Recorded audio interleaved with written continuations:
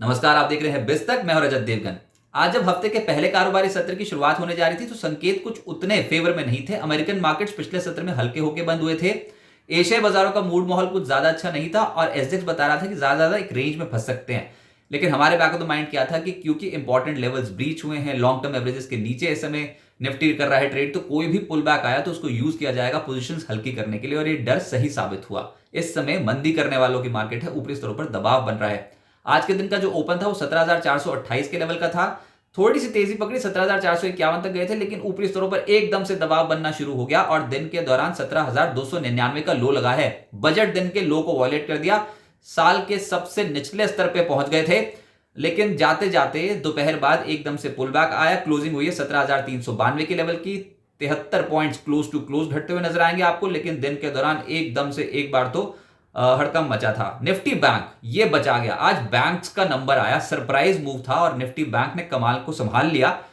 397 points के gain के साथ बंद हुआ है 40,307 के लेवल पे। सेंसेक्स 175 पॉइंट्स हल्का होकर हुआ है बंद। एडवांस डिक्लाइंस मात्र 17 शेयर्स निफ्टी के चढ़े हैं, 33 शेयर्स लाल निशान में बंद हुए हैं। लेकिन बाजार पर दबाव किसने बनाया? इन्फोसिस और टीसीएस ने। इसके अलावा बजाज ऑटो, रिलायंस जैसे स्टॉक्स आज दबाव में थे। जो संभाल के गए हैं वो है बैंक्स। आज आईसीआईसीआई, एसबीआई, कोटक, ये कुछ ऐसे स्टॉक्स हैं जिन्होंने संभालने का काम किया। निफ्टी गेनर्स में आपको आईसीसी बैंक दिखेगा, लगभग 2% के आसपास की चाल। पावर ग्रिड 2% ऊपर। Kotak bank, HDFC life, SBI जैसे स्टॉक 1.25% से 2.25% चढ़े हैं।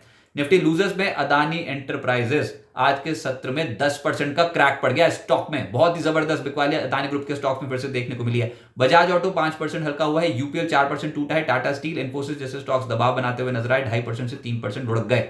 एफएनओ गेनर्स में बैंक ऑफ बड़ौदा दिखाई देगा, लगभग 3.25% का रिटर्न। एबॉट 2% चढ़ा है। आईसीआईसीआई बैंक, पावर ग्रिड और कैनरा बैंक जैसे स्टॉक्स में भी लगभग 2% के रिटर्न बैठे हैं। जो गिरावट वाले स्टॉक्स हैं उसमें अदानी एंटरप्राइजेस निफ्टी का ही टॉप लूजर है, तो वायदा कारोबार में भी आज पकड़ लूज कर गया, 9% नीचे बंद हुआ है। एम्फेसिस 7% टूटा है। जी एंटरटेनमेंट 6.5% क्रैक हुआ। बजाज ऑटो 5.5% टूटा है। मदरसन लगभग 5% टूटता हुआ नजर आया। अदानी ग्रुप के स्टॉक्स को रोज ट्रैक करते हैं, आज तो जैसे खुले वैसे ही लुढ़क गए और दिन के दौरान तो और बिकवाली उग्र हो गई।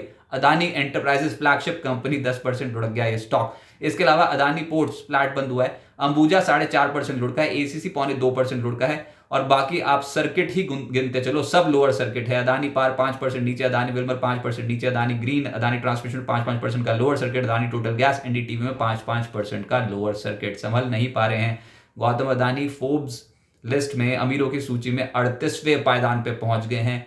कंप्लीटली वेल्थ इरोड होती हुई नजर आई है। बहुत ही जबरदस्त बिकवाली इस समय अदानी ग्रुप स्टॉक्स में देखने को मिली है। रियल्टी स्टॉक्स में आज कुछ एक्शन तेजी की ओर था। उसमें एक स्टॉक था लोधा, मैक्रोटेक डेवलपर्स। ये स्टॉक 11% ऊपर बंद हुआ है। ब्रिगेड 2.25% चढ़ा है। Sobha, IB Real Estate, Godrej property 1% से 2.25% चढ़े हैं। पीएसयू बैंक्स ने आज कमान संभालने की कोशिश की है। बहुत ज्यादा बिक गए थे तो लोअर एंड पे कुछ चुनिंदा स्टॉक्स में खरीदारी आई है, जैसे कि बैंक ऑफ बड़ौदा 3% चढ़ा है। कैनरा बैंक, एसबीआई, पीएनबी 1% से लगभग 2% चढ़ते हुए नजर आए। जो नहीं चढ़े, जहां गिरावट थी पीएसयू बैंक्स में, वो Indian bank, bank of India, IOB, PSB, in stocks में गिरावट भी थी, तो मिक्स रिएक्शन था। प्राइवेट बैंक्स के बलबूते आज निफ्टी बैंक संभल गया। आईसीसी बैंक 2% चढ़ा। लोअर एंड से खरीदारी आई कोटक बैंक में, लगभग 2% चढ़ा। Federal bank, city union bank, HDFC bank आधे फीसदी से 1% चढ़ते हुए नजर आए।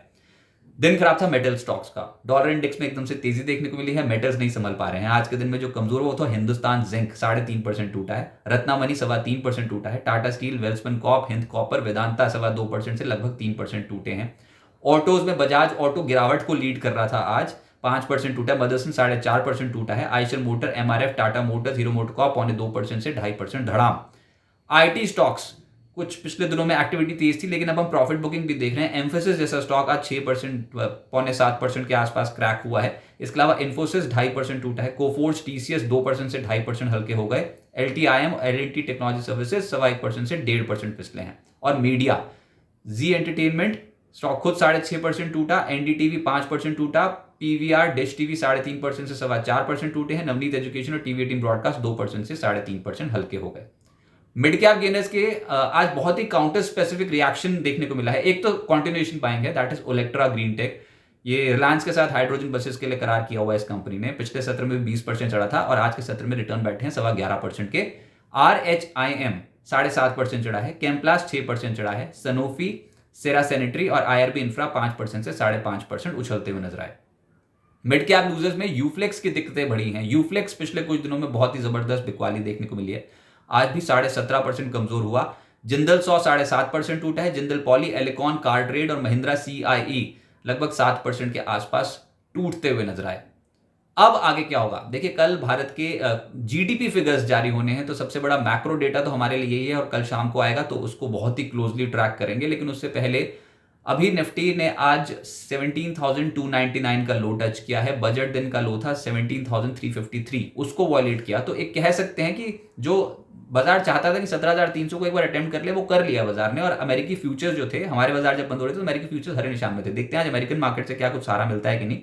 लेकिन बाजार 2023 के निचले स्तर पे है आज जो टेस्ट किया उसने, और 4 सत्रों से 200 दिनों की औसत के 200 दिनों की एक्सपोनेंशियल मूविंग एवरेज के नीचे कर रहे हैं ट्रेड। अभी भी सिंपल मूविंग एवरेज को बचाए रखा है। जैसे मैंने कहा कि अमेरिकन मार्केट्स को आज बहुत ही क्लोजली ट्रैक करेंगे, और अभी तो फिलहाल एक तरफा टूटे हैं, तो अगर अमेरिकन मार्केट से कुछ पॉजिटिव संकेत मिल गए तो एक पुल बैक की भी उम्मीद आप कर सकते हो। लेकिन ये पुल बैक कुछ ज्यादा सस्टेन नहीं होगा, बिकॉज इस समय अदानी ग्रुप के स्टॉक्स को हम बहुत क्लोजली ट्रैक कर रहे हैं, और जब तक वहां पर कॉन्फिडेंस नहीं लौटता तो बाजार का कॉन्फिडेंस नहीं लौटेगा। इस समय कॉन्फिडेंस लौटने के लिए कुछ अच्छी खबरें बाजार को चाहिए, और अच्छी खबर अभी आ नहीं रही है किसी भी फ्रंट पे। चाहे अमेरिका में ब्याज दरें बढ़ने का सिलसिला अभी और कैरी हो सकता है, ये खबरें आ रही हैं, जियोपॉलिटिकल टेंशंस की खबरें आ रही हैं, और इंडियन मार्केट्स तो वैसे ही अदानी ग्रुप बहुत ही ज्यादा फोकस में से बना हुआ है। तो कुछ ऐसी एनकरेजिंग खबर नहीं आ रही जिससे हम कह सकें कि बुल्स डोमिनेट करेंगे। अभी बियर्स डोमिनेट कर रहे हैं। हाँ, अर्निंग सीजन हो सकता है एक ट्रिगर, लेकिन उसमें भी समय है। फिलहाल अदानी ग्रुप पे जब तनाव कम होगा तो उसके बाद ही कुछ मूड माहौल सुधरेगा, लेकिन तब तक सेल ऑन राइज की मार्केट बनेगी। अभी बाजार के लिए सपोर्ट जोन समझ में आते 17,200 17,300 के हैं, और ऊपर जो चुनौती मिलेगी वो 17,550 से 17,600 का जोन इतनी आसानी से तो नहीं टपता। ये लेवल्स पे एकदम से कॉल राइटर्स फिर से हावी हुए हुए हैं, और जब जब बाजार ऊपर जाएगा तो हो सकता है थोड़ा पिटे। बेस्ट कंडीशन क्या हो सकती है, एक रेंज में फंस जाए बस। तो ट्रेंड जो नेगेटिव है वो थोड़ा सा एक रेंज बाउंड हो सकता है, लेकिन पिछले कुछ दिनों से लगातार वन वे ट्रैक पे टूटे हैं, अपने हाइज के ऊपर नहीं निकल पा रहे हैं, प्रीवियस डे हाइज के ऊपर।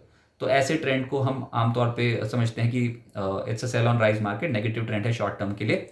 तो थोड़ी पोजीशंस को लाइट रखिए, किसी भी पुल बैक में फिर से बिकवाली हो सकती है, और पुल बैक की संभावना की जा सकती है क्योंकि बहुत ज्यादा बिकवाली ऑलरेडी सिस्टम में हो चुकी है। तो एक पुल बैक आएगा, उसको यूज किया जाएगा पोजीशन को हल्का करने के लिए। तो प्लीज अपनी पोजीशन थोड़ा लाइट रखिएगा, पोर्टफोलियो बनाने के और बेहतरीन मौके मिलेंगे।